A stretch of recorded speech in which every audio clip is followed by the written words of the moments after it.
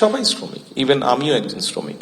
আমি যখন কাজ করছি আমিও শ্রমিক, হয়তো ডিফারেন্ট প্যাটার্নের শ্রমিক, কিন্তু আমিও একজন শ্রমিক। একটা জিনিস আমার চোখে খুব পড়লো, রাস্তাঘাটগুলো অনেক পরিষ্কার ঢাকা থেকে, রাস্তাঘাটগুলো অনেক পরিষ্কার ঢাকা থেকে। আমরা যদি বিদেশে পরিষ্কার রাখতে পারি, আমরা কেন দেশে পারবো না? আমরা কেন দেশে পারবো না? আমার কাছে প্লেনে এই কাগজটা দেওয়া হয়েছে, এখানে একটা ড্রাফটিং আছে যে এই অনুষ্ঠানটিতে কি বলবো আমি। আপনারা আপনাদের চোখের সামনেই এখানে আমার কাছে একজন এটা দিয়ে গেল। তা কথার ফাঁকে যখন ওখানে ওনারা কথা বলছিলেন, দোয়া হচ্ছিল, আমি এই ফাঁকে একটু দেখলাম। আমার কাছে দেখে মনে হলো যে এই কাগজটি আমি পড়তে চাইছি না, আমি পড়তে চাইছি না।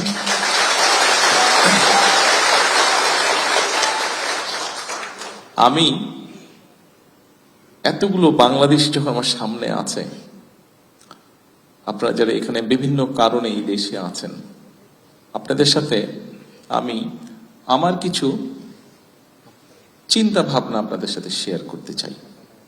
আমার মনে হয় আজকে বোধহয় সেটাই বোধহয় উপযুক্ত হবে। প্রিয় ভাই বোনেরা, আপনারা যখন এখানে আছেন, আপনারা যেমন দেশের এখানে থেকে কষ্ট করে যেই কষ্টটা করছেন তার বিনিময়ে যেই অর্থটি পাচ্ছেন এবং সেটি যখন দেশে পাঠাচ্ছেন,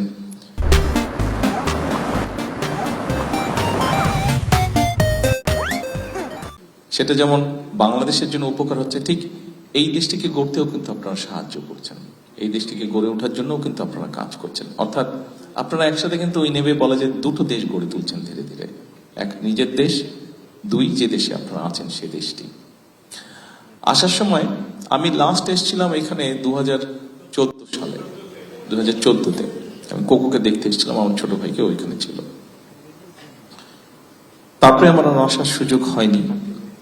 আমি যখন আজকে আসছি, অনেক কিছুর সাথে একটা জিনিস আমার চোখে খুব পড়লো, রাস্তাঘাটগুলো অনেক পরিষ্কার ঢাকা থেকে, রাস্তাঘাটগুলো অনেক পরিষ্কার ঢাকা থেকে।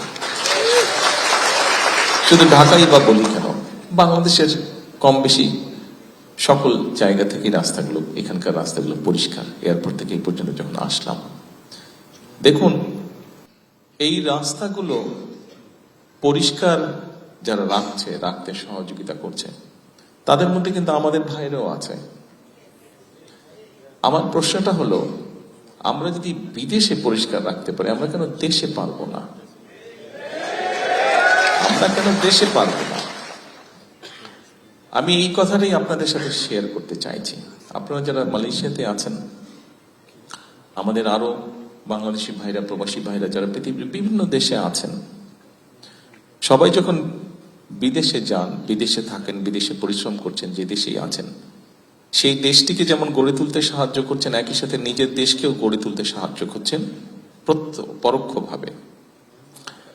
তা আমরা অন্য দেশ যদি গড়ে তুলতে সাহায্য করতে পারি, তা আমরা কেন নিজের দেশ করতে পারবো না? ডেফিনেটলি পারবো, হয়তো আমাদেরকে আরেকটু পরিকল্পনা করতে লাগবে। প্রিয় ভাই বোনেরা, আমি সেরকম বিষয় থেকে আজকে আপনাদের সামনে আমি কতগুলো কথা তুলে ধরতে চাই, আমাদের কিছু চিন্তা ভাবনা। যেমন প্রথমে যদি ধরি যে এই যে মালয়েশিয়া সরকারের আমন্ত্রণে গত নির্বাচনে আমরা যখন আলহামদুলিল্লাহ আল্লাহর মধ্যে জয়যুক্ত হলাম, প্রথম যে কয়েকজন ব্যক্তি আমাকে ফোন করে অভিনন্দন জানিয়েছিলেন, তার মধ্যে ডক্টর আনোয়ার ইব্রাহিম, মালয়েশিয়ার প্রধানমন্ত্রী, উনি তার মধ্যে প্রথম দুই একজনের মধ্যে উনি একজন জানিয়েছেন, এবং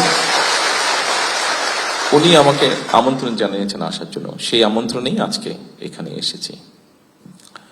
কালকে ইনশাল্লাহ ওনার সাথে দেখা হবে, ওনার সাথে আমরা কথা বলবো। আমি জানি এখানে অনেকেই জানতে চাচ্ছেন হয়তো কি কি কথা হতে পারে,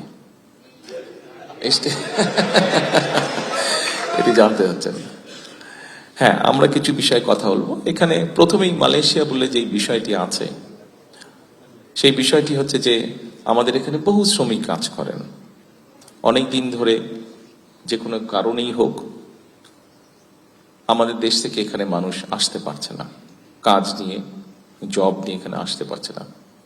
একটি সমস্যা হয়তো তৈরি হয়ে আছে, আমরা তাদের সাথে আলোচনা করব ওনাদের সাথে যে এই সমস্যাটা আমরা কিভাবে কাটিয়ে উঠতে পারি। এটি যেরকম একটা আছে, একই সাথে আমাদের অনেক প্রবাসী ভাইরা আছে যারা বিভিন্ন কারণে তাদের অনিচ্ছাকৃত কারণ হোক, বিভিন্ন কারণে অনেকেই বিভিন্নভাবে এই দেশের আটকে আছেন, দেশে ফিরতে পারছেন না। যতটুকু আমাদের কাছে হিসাব আছে প্রায় 2000-এর কাছাকাছি হবে মানুষ, বোধহয় বিভিন্নভাবে মিলিয়ে মানুষগুলো বিভিন্ন জায়গায় আটকে আছে। আমরা চেষ্টা করব এই মানুষগুলোকে কিভাবে এখান থেকে মুক্ত করা যায়, অন্তত ওনাদের সাথে আলোচনা করব এখানকার সরকারের সাথে। একই সাথে কিন্তু আমরা আরো বিষয় নিয়ে আলোচনা করতে চাই। যেমন আমরা জানি মালয়েশিয়া সেমিকন্ডাক্টর বা কম্পিউটার বা আইটি এই সেক্টরে ভালো। আমরা চাই যে তাদেরকে বাংলাদেশে আমন্ত্রণ জানাতে, এই দেশের ব্যবসায়ীদেরকে আমন্ত্রণ জানাতে বাংলাদেশে, যে তারা এই সেক্টরগুলো, আইটি হোক, এখানে অনেক ইন্ডাস্ট্রিজ আছে, ছোট ছোট অনেক ইন্ডাস্ট্রিজ আছে, টয় ইন্ডাস্ট্রি আছে, ইলেকট্রনিক ইন্ডাস্ট্রি আছে, এগুলো দেশে তারা ইনভেস্ট করবে কিনা, বাংলাদেশে ইনভেস্ট করবে কিনা। অর্থাৎ আমরা শুধু একটা জায়গায় সীমাবদ্ধ থাকতে চাইছি না। আমরা যেটা জানি, মালয়েশিয়া বললেই আমরা মনে করি যে ঠিক আছে শ্রমিক, এই শ্রমিকদেরকেও আমরা চাইছি যে পরবর্তীতে যারা আসবে শ্রমিক, ওনাদেরকেও আমরা চাইছি শুধু যাতে অদক্ষ শ্রমিক না আসে, দক্ষ শ্রমিক যেতে আছে দেশ থেকে সবাই শ্রমিক। ইভেন আমিও একজন শ্রমিক, আমি যখন কাজ করছি আমিও শ্রমিক, হয়তো ডিফারেন্ট প্যাটার্নের শ্রমিক, কিন্তু আমিও একজন শ্রমিক। কাজেই বাংলাদেশ থেকে যারা আসবেন, সেটা মালয়েশিয়া হোক, পৃথিবীর অন্য কোনো দেশে হোক, তাদেরকে আমরা ট্রেনিং দিতে চাইছি।